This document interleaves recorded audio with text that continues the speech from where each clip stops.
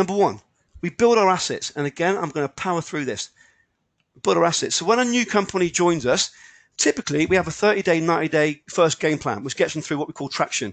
So whether they're a 7-figure plus business or they're doing 100K, this is to get traction and to get the actual monkey off the back. Shit, this double R works, or whatever it might be. And we actually get the leads in and we get the matching candidates in. But bigger picture, we're talking about building a real business here. So assets might, for example, include the following. Number one, we monopolize a niche. Monopolize a niche, i.e., we are the leader in that niche. How do we do that? Number two, if there are 10,000 clients, I want 10,000 in your database. If there's 50,000 clients, 50,000 candidates, I want them in your database. So data. Number three, authority. Why is it that some of our members are getting 350K per placement? They're pretty damn cool already, but it's the authority. And we've got maybe a client attainment system. Why is it some members can come in and move straight into dealing with Fortune 500 businesses without a track record? Because we've got positioning, but also we've got leads. Why is it Ken McCarthy? You can go listen to the podcast on iTunes we did before Christmas. Ken joined us about 6 months ago and went from 300K a month is the model in place now. And you'll hear how he tripled his fees and he went fully retained, 100% retained. Within 6 months, completely turned it around. So an asset for him is also being 100% retained. Another asset could be the social. It moves on and on. But what we're doing is building assets. So if you came to me and said, there are 10,000 clients in the niche, or 10,000 in my data set, pretty darn good. It's also good for an investor. But I'm more worried about you getting paid first of all. So as a real business owner looking into the multiple seven figures, we build assets. Next, we leverage those assets.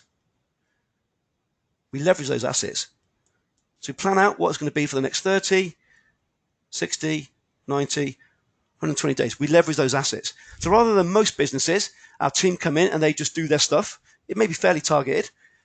We may look at our market and say there's 10,000 clients in this niche. One of our outcomes is we want to have 12 touch points with every single one of those in the next 120 days.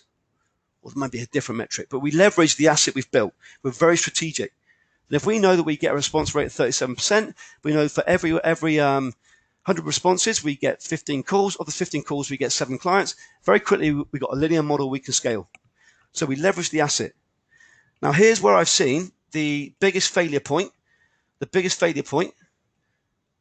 the biggest win for those doing 7 figures. And I'm talking specifically about businesses who come to the inner circle and they've been below 7 figures, never hit 7 figures, then they hit it, and they hit it.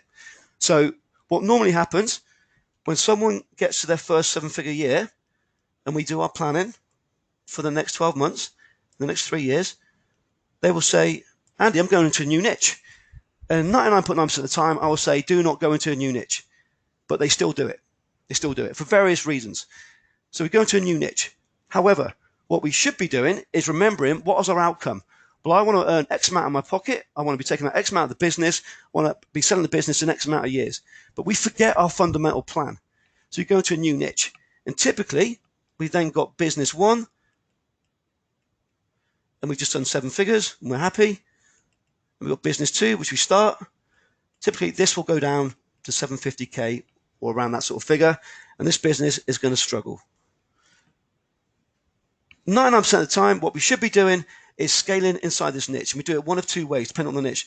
Number 1, we may well be scaling from a, I'll call it volume approach. But by that, I mean, if there's 10,000 clients or 10,000 candidates or 5,000 or 1,000 or 100,000, whatever the number may be, very quickly, we know what we can do every 30, 90, 120 days.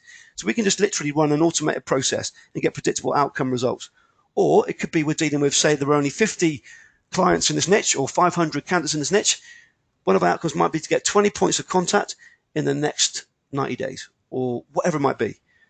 So our model becomes around what our outcome is.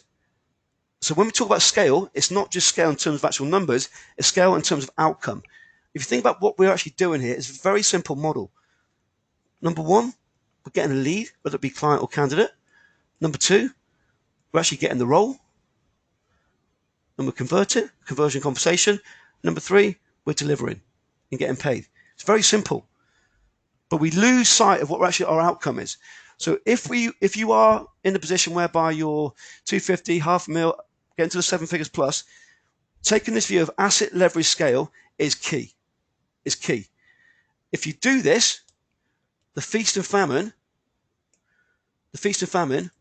will not be happening. If you do this, you're going to have consistency. If you do this, you'll have assets, which for me, a huge outcome for members who are looking to get through that level.